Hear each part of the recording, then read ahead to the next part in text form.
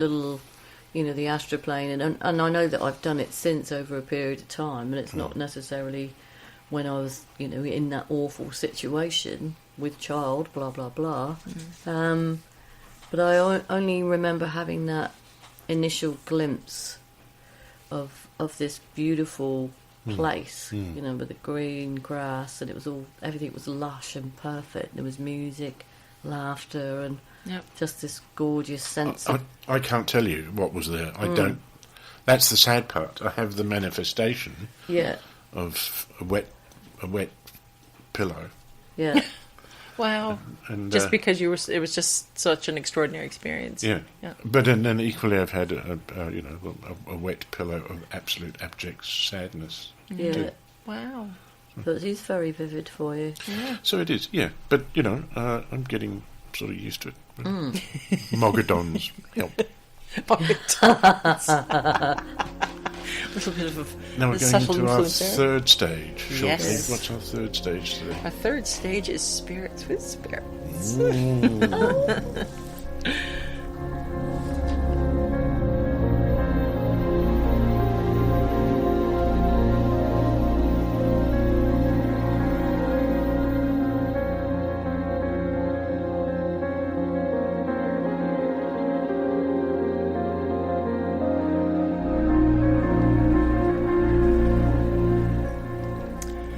Welcome back. This is our third segment called Spirits with Spirits.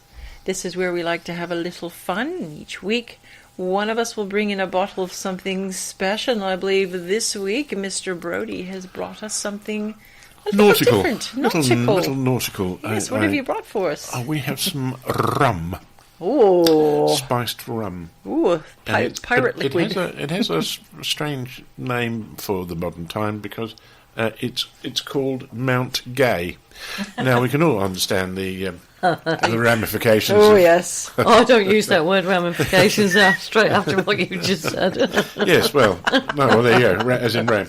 Anyway, I'll get onto the origins of rum before we talk about Sir John Gay, who is the guy that developed it. Yeah, okay. Now, according to it, we know rum is, as with all spirits, are made from sugar-based items, and in this case it happens to be cane sugar.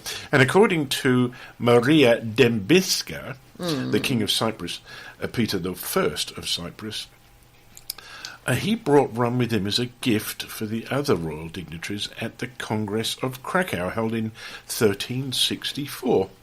Wow. And this was given as to everyone, and because sugar in those days was such an expensive, very expensive thing, they thought that this was rather terrific.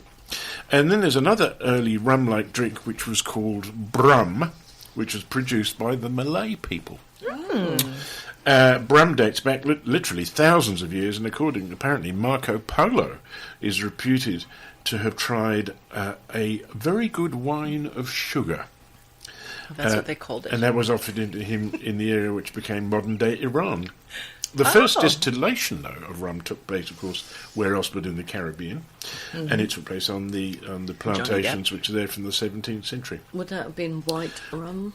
Yes, it would have been. But it depends where you took it off in terms of the alcohol level. And now Barbados was the main part, but this was believed in the 17th century, around the 1620s. But a liquid was identified as rum as being found in a tin bottle in warship Vasa, which sank in 1628. Wow. In 1651, a document from Barbados stated the chief fuddling they made in the island is a rum bullion, apparently, alias Kill Devil, and it's made from sugarcane distilled, a hot, hellish, and terrible liquor. Ooh.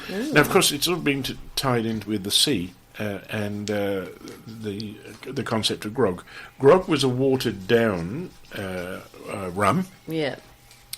Rum wasn't the first one. It became rum.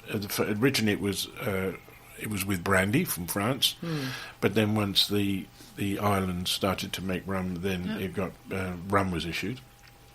Okay. And that came at 114% proof or 50% ABV, which was sort of fairly strong.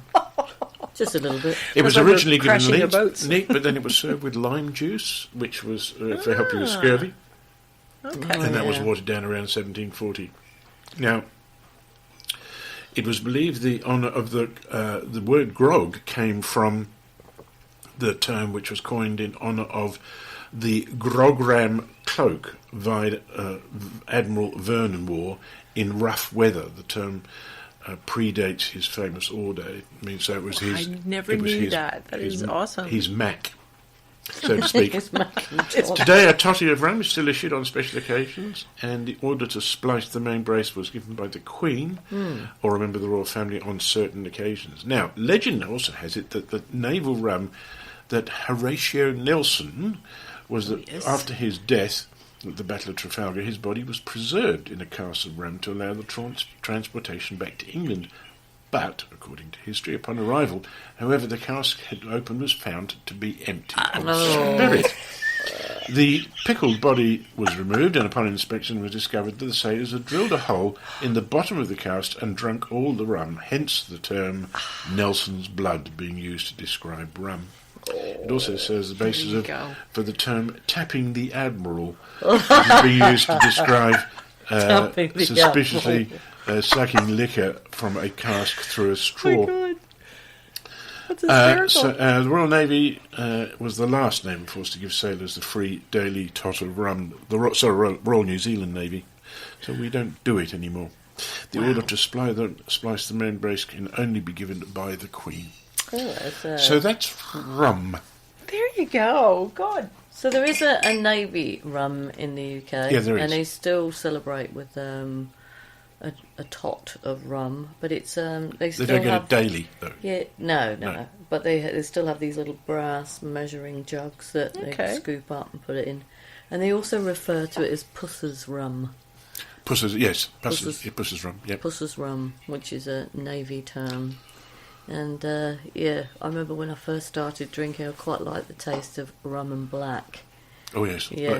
Blackcurrant. Yes. Oh. And, like vodka and lime. yeah, a little bit like that. Okay. And luckily, in the days when the Axminster sort of floral carpets with Yes. bright red were in fashion, so it worked quite well when I had too much.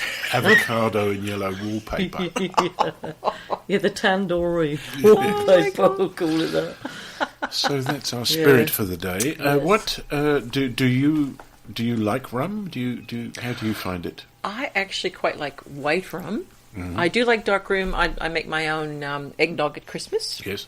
And I do find a little bit of the dark rum is quite delicious, just mixed in with the eggnog or a little bit of brandy. Well, I haven't had that for ages, eggnog. It's I have to lovely. make you some. It's delicious. When we were doing this sailing trip, when we were in St Martin, you could buy a bottle of rum there, which here retails, I think, for about $38 for $3.90. Oh, God. But it's pretty ordinary. But I never liked rum, and I hated, absolutely loathed Bundy. It stank like ether. It was revolting. It's awful stuff. Sorry, Bundy. So it had nothing to do with. Yes, well, they're not one of our sponsors. Your sponsor, Bolly, just remember Bolly. Bolly, yes. But the thing that was intrigued me was that we were in a cafe and had been there a couple of days, and the lass said, "Would we like to try some rum?" And I said, "No, not really." She said, "Well, have you really tried rum?" And I said, "Well, yeah, Bundy's horrible." She said, no. Was that the polite version? No, So it's horrible. she went up to her thing and she got her optics thing. She took 3 or 4 glasses and gave us. She said, "Start from that one and go to that one." Well, by the time we got to the fourth, it was absolutely like drinking a 15, 20-year-old single island whiskey. It was so soft and round and gentle, none of the burn. Absolutely, I was Not absolutely gobsmacked. Soft and round. I didn't know that it could be done. There you go. I do like things soft and round. Yeah, I was going to say, do you like boobs? They go with rum. Boobs and rum. Why not? Yes. lactate and gin. Oh, God. No, I don't see it catching on. So. You have to lactate your own gin. We're missing the point. So spirits with the spirits. It's on the trick. This is what happens when Yes, it spirits have worked, didn't spirits. it? It worked. So write to us with your favourite drink Oh, Absolutely. and give us If a you've- bit of the history. Yes, if you've Yeah, it got has one to up there have- that Or if you... you've got a homebrew that you'd like us to take. it's got to come Quite with the happily. history. We will give you some feedback. Not Yeah. a problem at all. My father used to homebrew wine Yeah. Oh, okay. in England, made from kits from Denmark. Oh, It was in a tin, just a I tin. know, I know which one you Isn't mean. it IKEA? They were lethal. Not Sweden, sorry. Oh. And Wrong I tell you, country. They were lethal. he only used to keep it about an hour and a half, and then it Yeah. was awful. It was still frothy Yes, with yes. You could yeast start a and fire. something. But the It's still effervescing, but never mind. but I did Does the trick. we did make a brew, and a couple of bottles fell behind the things, but we kept. So 2 years later, when we were cleaning up to go, we found these 2 bottles of wine, and they were gorgeous. Oh, it just needed to sit for a while. Yeah, like the entire time we were in England. But but that was.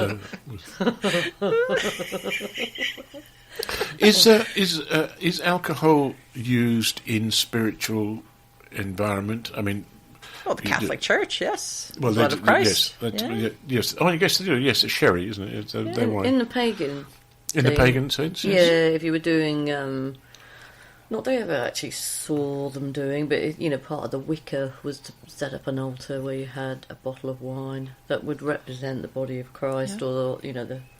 Was it the body of Christ? Well, it was more linked to kind of like the spiritual aspect that we would think of as the body of Christ. So it would be they do believe in different gods, but it was like, I suppose, body of Christ, sacrificial lamb, the same kind of ethos behind it. It's the blood. Wasn't Mother the Mother Earth? Isn't she the key pagan? Yes, Yeah. absolutely right. But then when you set the altar up, then you pay homage to Mother Nature by putting various symbols and artifacts on the altar. So some of the candles will represent that, as well as the sun and the moon, because they have to be either white, gold or silver. It's But there's interesting a that bottle of wine there as Yeah. well, and then there's a glass of water. So there's the nature as well as the... But Yeah. it's kind of represents the purity of blood. the thing that obviously with resonance today is that you have a deity that's feminine, the feminine of the feminine, Yeah. almost. Whereas nearly every other religion is not. It is based It's male, The isn't it? masculine. on the Yeah. masculine. You're right. That's all changing, though. Well, we don't invent new religions every Tuesday, so I've got. Well, we could try. Yeah, let's make up our own Until we get it religion. right. So we're going to talk about books. Have we got any Yes. books? Well, I actually, don't. I've got one, just in light of what we've been talking about today, I actually have a film that I thought was absolutely fabulous when I saw it. I've seen it about 3 times now, starring Robin Williams, and it's called What Dreams May Come. Have you ever seen it? No. No, Never seen it? Okay. So this is a... don't spoil it. Well, I'm just going to... All I'm going to say is it's a stunningly beautiful story. Robin has passed away. He's on the other side, and you get a wonderful visualization of what heaven is like. Absolutely amazing. I would highly recommend this to anyone who's a little bit curious about what they think they might be waiting for them when they get to the other side. He was a beautiful man. He was. yeah. He was. Yeah, he came to visit me in a dream once. Did he? What was did. Mrs. Doubtfire? Yes, Mrs. Jeffrey. She's still You're going to laugh though because it was hysterical. putting her because boobs over the first 10 minutes. he was sitting on the stage. I had no idea where we were. I just happened to appear in the seat next to him. He was sitting on the stage next to me on a chair, and he was shaving his legs. Oh. And I went, Robin, why? The shaving cream out, and everything shaving. So what are you doing? And he goes, oh well, now that I'm over here, he said I get to do something I never really got to do much in the physical world. Like I'm riding my bike. And he said, you get really good aerodynamics going when you shave the hair off your leg. I'm like, okay, that's a bit strange. But anyway, we started talking, and he started actually talking about his death, because this actually happened about a month after he passed away. And he was very sad